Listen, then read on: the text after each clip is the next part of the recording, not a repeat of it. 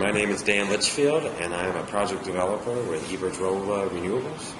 I'm based out of Chicago. I primarily work on projects in Illinois and Ohio, but I am getting involved in helping one of my coworkers on the development of the Wild Meadows project here in New Hampshire. So I have a presentation here on wind energy and what goes into developing projects. So I'll just go through that. First, a little bit about our company. My employer is called Ibodrola Renewables. It is based in Spain, but we have a large presence in the United States. As you can see on this map, each of the wind turbine symbols is an operating project. We're about to add our second symbol here in New Hampshire when our Groton project goes online. But we're all over the country. We go where the wind is, where the permitting conditions and development conditions are right, and also where the market is good for us to sell our product, which is energy and RECs, renewable energy certificates.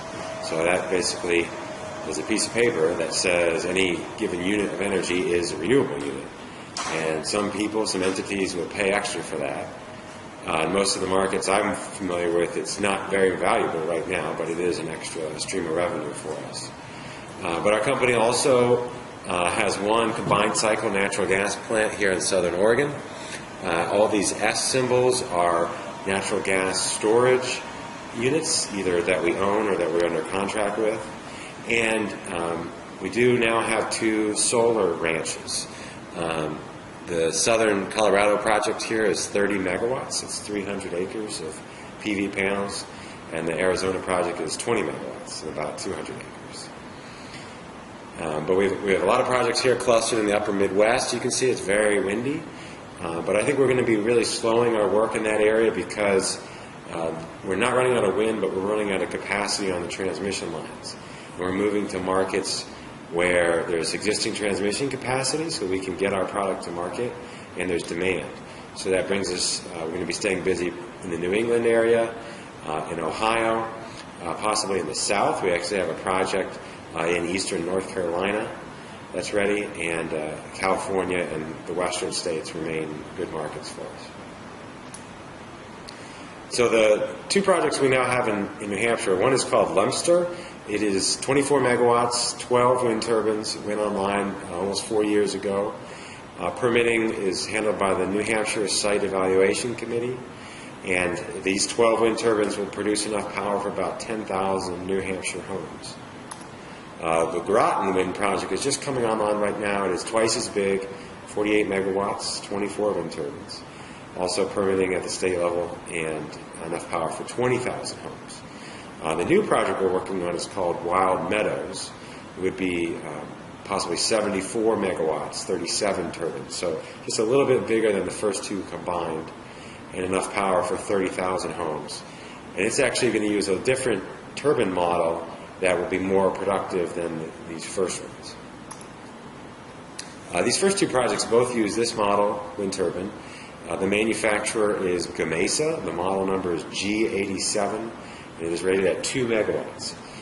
Gamesa is another Spanish company like Ibodrola. They have a factory in Pennsylvania where most of these are made. And it is not the only turbine we use, but it's one we've used a lot of in the past 5 years since I've been working for Ibodrola Renewables. It has a 78-meter tower height, which is 256 feet. So it's about 85 yards, 85 yards high. The blades are 143 feet long. That gives us a total height from blade to top of the tip when it's straight up of almost 400 feet. The diameter of the rotor is 87 meters, and that's why the model is called the G87. That's 285 feet, or about 95 yards. And this is probably the most important factor for selecting a wind turbine model, the ratio of the area, swept area of the rotor to the generator size. So on the G87, it's a little, just a tad less than 1.5 acres. So these machines allow us to collect kinetic energy blowing through 1.5 acres of space, of sky.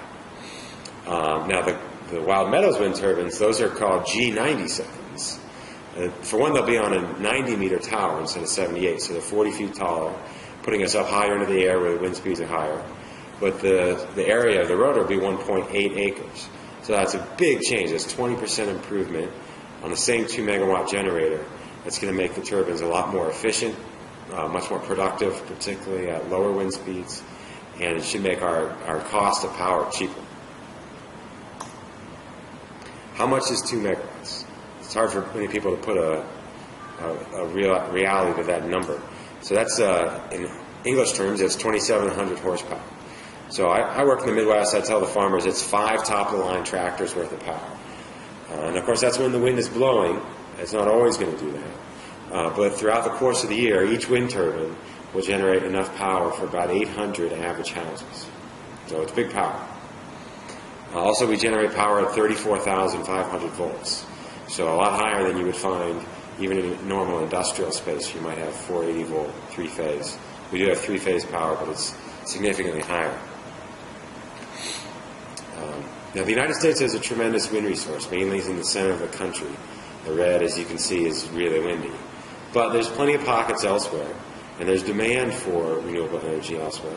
So that's my job and my coworkers to go out and find these sites and manage the planning and the development of these projects so they're ready for construction. Here's a map of New Hampshire and kind of a close-up of this area so you can see where the wind is. And in general, where it's lower, elevations are lower, it's not windy. And the higher wind areas are up on top of the ridges. And that's because as the wind flows across the surface of the earth, if there's a bump, like a mountain, it's got to speed up to get over that bump. So at the top of the mountain, that's where it's going to be highest, and that's where we want to put our wind turbines. But these are just estimates. These maps are just estimates. And it costs us, in New Hampshire, up to $6 million per 2 megawatt turbine to build. So we're not going to spend that kind of money unless we know what the wind resource is, so we know what our generation will be, which we know therefore we know what our sales will be, therefore we know how we can pay back that investment. So before we advance a project into development, we gather wind data. And primarily we use MET towers, meteorological towers. Standard height is 200 feet, 60 meters, just under 200 feet. And these are precision scientific instruments for measuring wind speed and wind direction. In New Hampshire, we run into a challenge where the terrain is complex with the different ridges and valleys. And we have to put up a lot of measurement towers to get representative data for any given site. So we've discovered a new tool, a device called the Wind Cube, made by NRG Systems, which also is a manufacturer of the towers. And the Wind Cube uses a laser, and it's a box maybe 1.5 feet cubed. We can put it in minimal space. We do need some propane tanks to run it, but it's a lot simpler and a lot cheaper and a lot faster to go up than a measurement tower. Now, the cost to buy one is more expensive. That device is about $250,000, but the data we get from it is priceless. So we'll do this campaign for multiple years, a minimum of 2 years. Many projects have 5 or 6 years of data before we build. And we gather all this data. We find a long-term source of data like an airport that might have 30 or 40 years of data at 10 meters above ground level. And we look for a correlation. And if we find a correlation, we can use statistics, math to predict very accurately what the wind is going to do over the next 20 or 30 years. And that gives pretty good certainty of what we can sell, how much power we'll be able to sell. And also because we build a relatively expensive machine, but then we get our fuel for free, we can sell our power on fixed price contracts. So we'll look for utility to buy the output from a project at a fixed price or a series of fixed prices for 20 years. So we provide affordable, clean power and stable price power. And that is a big financial advantage of wind energy. So now a little math for you. Where does the power come from? The equation for available power in the wind is this. And the different factors, P is power. Little p is actually the Greek letter rho, and it's the air density. This space here seems empty, but it's actually full of air. It's not heavy, but it does have some density. The typical value is 1.225 kilograms per cubic meter, or about 2.5 pounds per cubic yard. And that does change a little bit. It's generally going to be higher, heavier, denser in the winter. But it doesn't vary very much, that much, and there's nothing you can do about it anyway. But that is one of the factors. The next one, A, is the swept area of the rotor. And area is pi times the radius squared, or pi times the diameter squared over 4. So the important thing to note there is a square function of diameter. So if we double the diameter, we get 4 times the power, not double the power. So bigger blades have a big influence on being able to capture more power.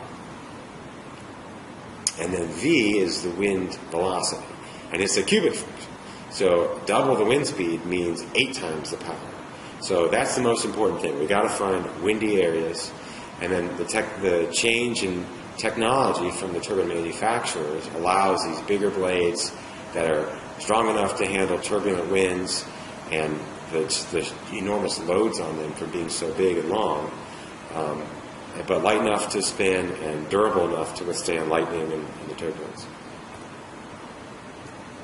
Oh, and then we typically use meters per second for wind speed, which is 2.25 miles per hour. Here's a typical power curve. I think this is actually from the Gamesa G90. So it'll cut in at 9 miles per hour. When you have winds of 9 miles per hour, you'll begin generating power.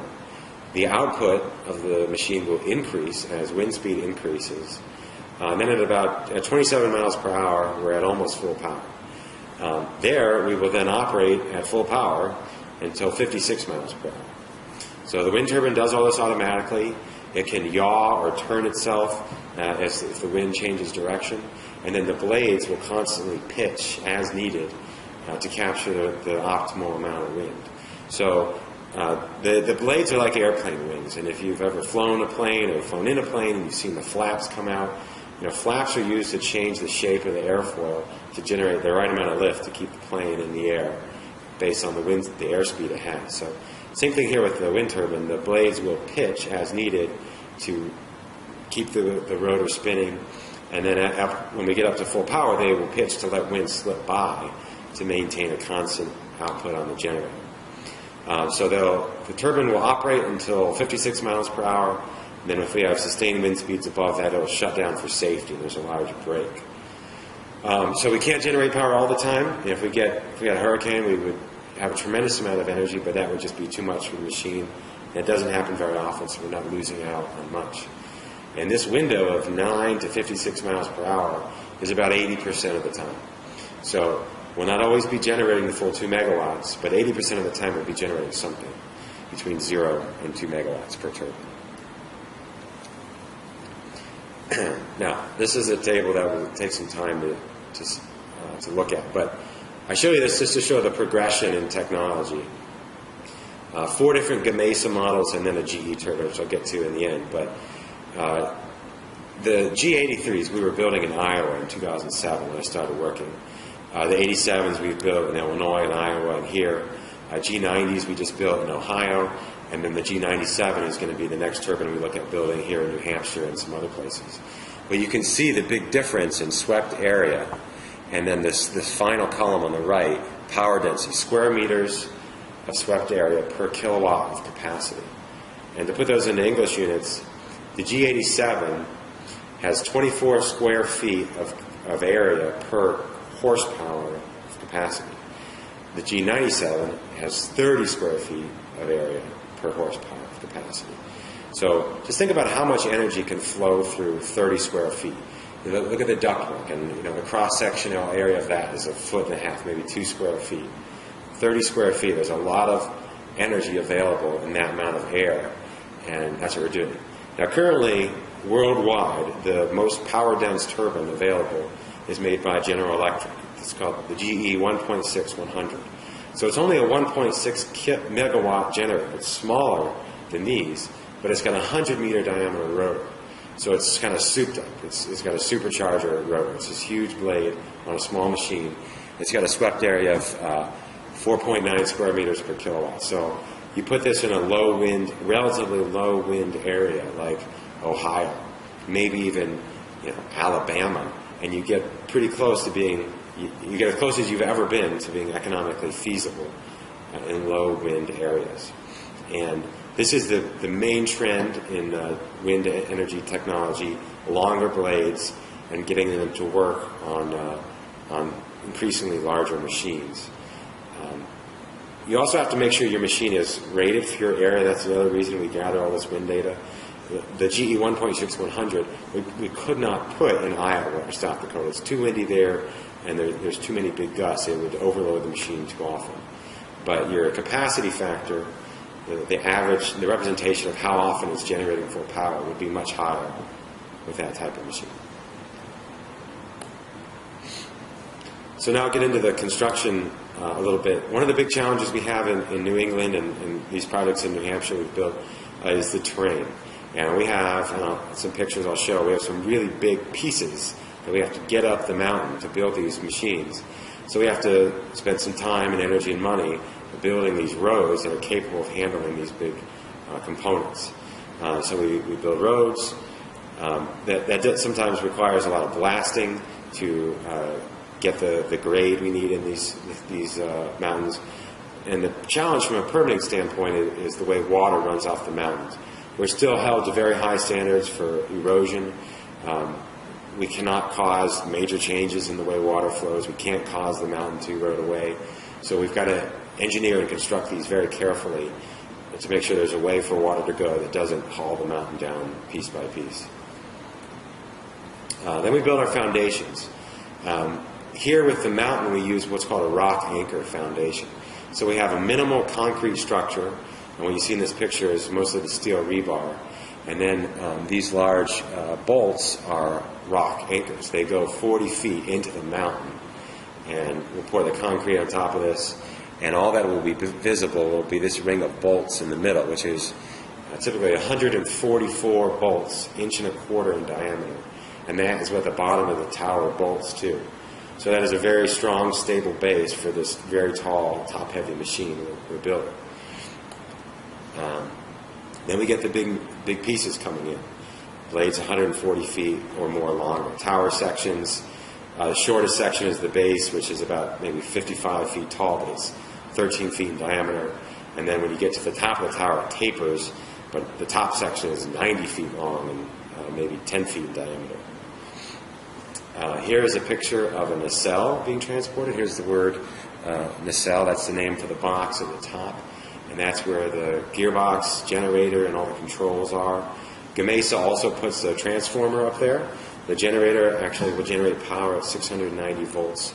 And then we step it up in the nacelle to 34,500. We go down tower. But the Gamesa nacelle weighs 85 tons.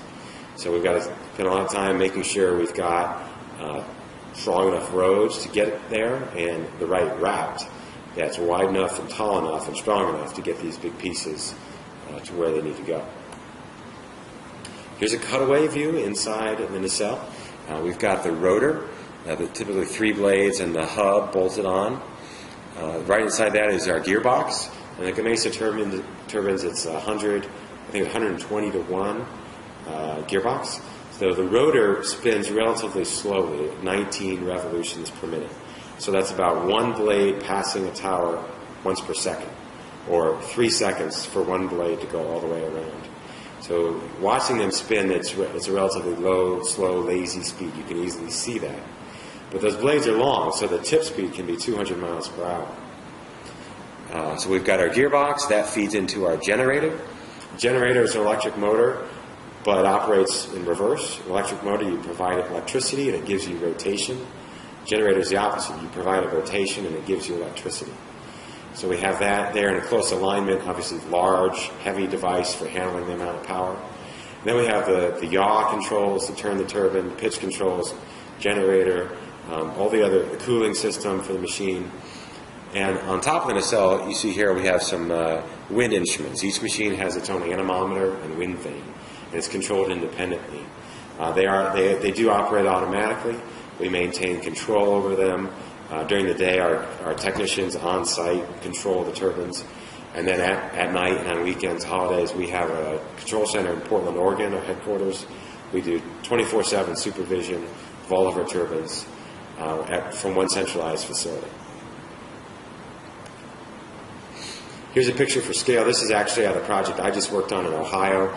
We don't build them this way, but this is, I think, a great picture to show the scale of these machines next to these people. In Ohio, there's plenty of space in these cornfields, so we build the rotor on the ground and then pick it up in one piece. New Hampshire, we don't clear the land that much to do that, so we put the blades on one at a time, like you see here. We have the large crane that lifts the tower sections one at a time, and then the nacelle, and then the blades. Two things about this is that the crane is amazing. The hub height of this is 256 feet, so the crane is bigger. It's self-propelled. It walks from one side to the next. Weighs 1.5 million pounds, fully assembled. So it's quite a piece of machinery. And the other catch-22 about wind energy is that we build machines designed to catch the wind in windy spaces. But then if it's too windy on the day you're constructing it, you can't lift it for safety reasons. So sometimes the schedule gets delayed if it's too windy. And sometimes this work with the blades particularly we'll do at night if it happens to be calmer, so that we can get the lift done safely. The turbine itself can get stacked up really quickly. This can be done in a day and a half. But there's a lot of work ahead of time to build the roads, build the foundation, build the electrical system. And then once you get it up, you got to do all the wiring, and there's so many different tests and checks before you can start running the turbines. Where does electricity go? So we generate power in the wind farm, and we put our power onto a high voltage transmission system, symbolized by these towers here. Typically this is at 138,000 volts and above, and these are our electricity superhighways for moving electricity from one power plant to major load centers and connecting all the power plants into a great big network. There will be substations like this that will lower the voltage to a more usable scale, and then smaller poles that carry power to homes and schools and businesses. And so we're on the wholesale side. We generate massive amounts of energy, and we plug into the major grid. And that's it. I put up here two websites, one for our Groton project and then one for our Wild Meadows project. When you watch this, it will probably be in the permitting stage and then hopefully eventually the operation stage for Wild Meadows. And we'll be posting a whole bunch of documents on there. We pride ourselves on our transparency, and a lot of these documents are public record anyway. So if you want to learn about the project, learn exactly where the turbines are going to go, you want to read about the wildlife studies, the archaeological studies, historic architecture studies, etc., they'll all be on there. And there's my email address too, if you have any questions. Thanks for listening. Great, thank you. Let me ask you a couple of questions if I may. Sure. What are the biggest impediments, biggest limitations on wind projects? Once you've found the site that's appropriate, what are the biggest impediments to getting that built? Well, the current biggest impediment is the market. Since the recession began in 2008, demand for electricity is down. That has driven the price down. So a company like us that generates power, that's not good. That's not an incentive to build new projects. But there are other mechanisms that are incentives, such as state renewable portfolio stimulants. The other big thing on the market side is natural gas. There's so much natural gas in the U.S. now. Price is way down. That also has driven wholesale power prices down. So you see coal plants going out of business, not because of regulation, just because they can't compete with gas. So when that's happening, it's just another indication that it's not a good time to build a new project, whether it's wind or anything else. Site-specific, we try to do a lot of our homework up ahead, so we want to know if there's any obvious environmental risks. We want to know that the wind is good or should be good before we do a lot of money permitting, and then what the community reception is. Sometimes there's going to be some people who have a different opinion as to whether there should be a wind farm or not. So that's the phase we're in now with Wild Meadows, and trying to answer people's questions about what are the facts, and do wind farms cause property values to go down? And the data, what have you found about that? The data today shows there's no relation. Some people don't like them, and some people will sell their houses. There's a national study that looked at I don't know, 8,000 plus house sales. They used controls. They made sure all the transactions were at arm's length, and there was no statistical effect on residential property values. An Illinois study I'm familiar with showed that there was a decrease when a project was announced. I believe it's because some people wanted to get out and they sold what they could and they left. But when the project went online, there was no statistical effect. So that's the data on property values. You know anything about the data on bird and bat kill? Yes, the risk to birds and bats is real. It's something we take very seriously. We're the only company in the industry that has a voluntary avian and bat protection plan. We work in some jurisdictions where we don't have any requirements for birds and bats. And in those cases, we do studies anyway because we know it's the right thing to do. New Hampshire is not one of those areas. We are doing a detailed analysis of are there endangered species that live in the area? Are there is this a migratory path? And the research so far shows it's not a major risk to wildlife. Nationwide, from all the wind farms in the country, somewhere between 150 and 200,000 birds and bats are killed every year. By wind. And how many are killed by cars? How many are killed by Well, you got to put that in context by human activity. The number one killer of birds and bats is buildings, just birds flying into glass windows. Mm-hmm. And that number is 55 million. And how many did you say from wind? 150 to 200,000. Mm-hmm. Transmission lines, cars, cats. Look at and compare directly, apples to apples. What are other forms of generation? Maybe there's some birds that are killed by flying into coal, smokestacks, but what about the whole process? What about mining the coal? What about habitat destruction there? What about train transport of coal? If you look at the life cycle and you give an honest look at that, you'll see wind energy is very low risk to wildlife compared to others. And the most important thing, the most damaging threat they face nowadays is climate change. We have no greenhouse gas emissions. We have no water use. We have no other air emissions like nitrogen oxides and sulfur oxides. These are all important things that need to be considered in an analysis of what is the risk. Other things that I brought with me, my noise meter. And maybe the camera can pick up the numbers here, we'll see. But some people say, are wind turbines loud? Are they going to keep me up at night? Sometimes you can hear wind turbines. They're not totally silent. Mainly the noise you hear is a swishing noise as the blades pass the tower. But we're held to very strict standards. For the Wild Meadows project, we'll be at 45 decibels or less. And these are measuring decimals? This is measuring decibels right now. With 1/10 to a tenth of a decibel. Yeah, so we're at the range of 60.55.4, 60. So we're between 55 and 60 decibels here. Talking. Well, okay, be silent for a second. Be silent, I say.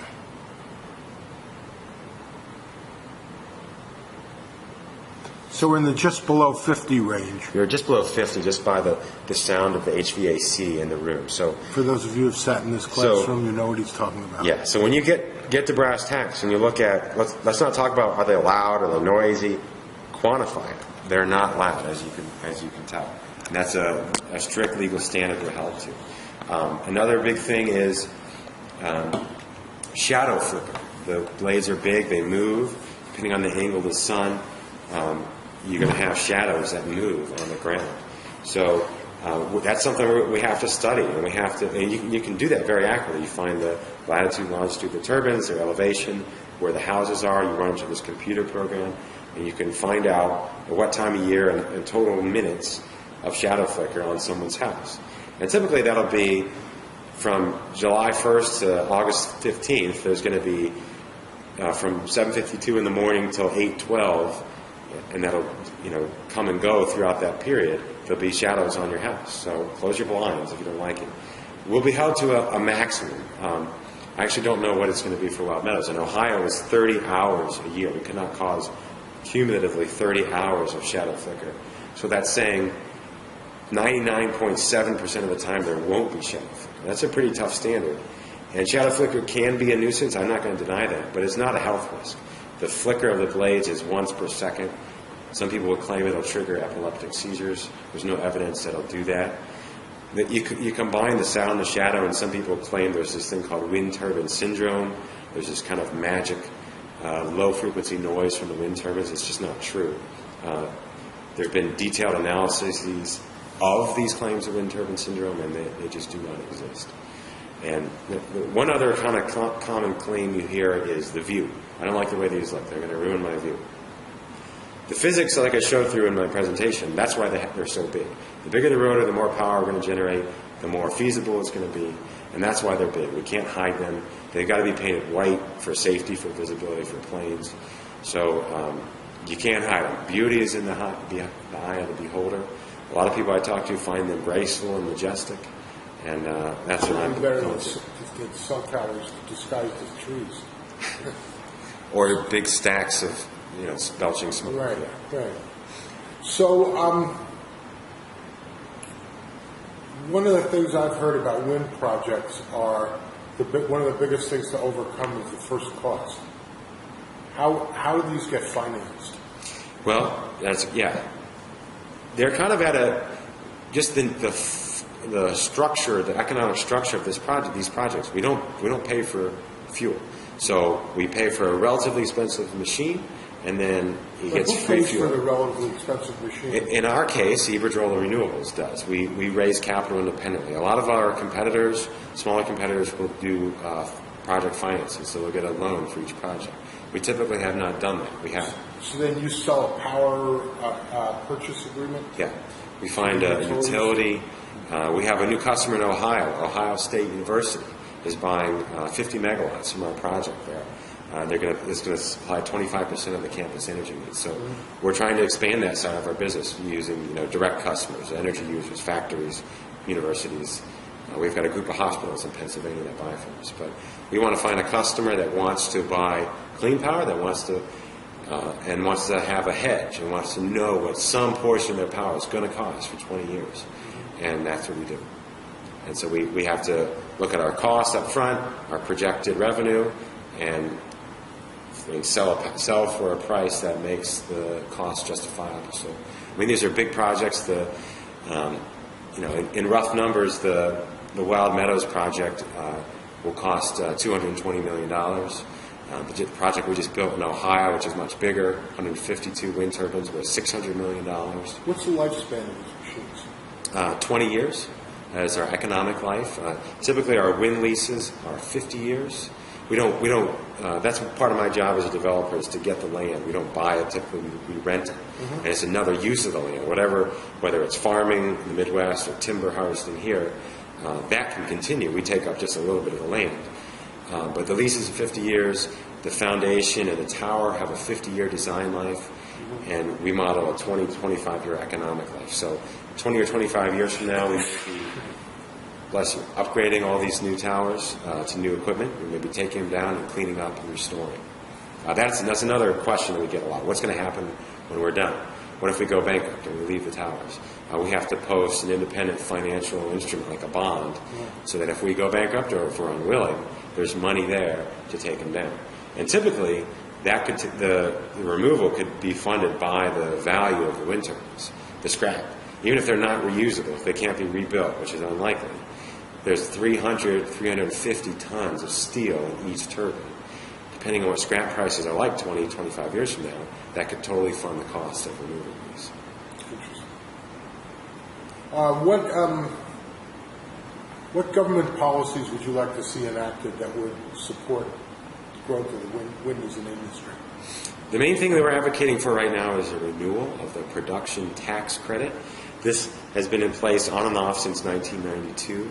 It's really been in place and in use since 2007, as the industry has really boomed and grown since then, which is coincidentally when I started. It provides a tax credit of 2.2 cents per kilowatt hour of production. So we can't just build a turbine and forget about it. We have to actually run it, keep it operating, and then we get the credit. And that provides another revenue stream for us. Energy is not a free market. Opponents of the PTC will say wind energy needs to compete on its own. Too much subsidy. Well, everything we compete against is subsidized one way or the other. natural gas drilling, oil drilling, they have drilling costs that can be tax write-offs. See the chart on my wall there? There you go. That's exactly. We showed that around quite a bit. There was a tax credit for ethanol for a number of years. Nuclear energy has the Price-Anderson Act that provides liability insurance for nuclear plants that would not be able to operate, and they cannot buy the insurance independently. I'm not saying these things should go away. We need to have energy, and inexpensive energy has been the standard policy for a long time. But just don't pretend it's a free market and renewables are the only ones getting a subsidy.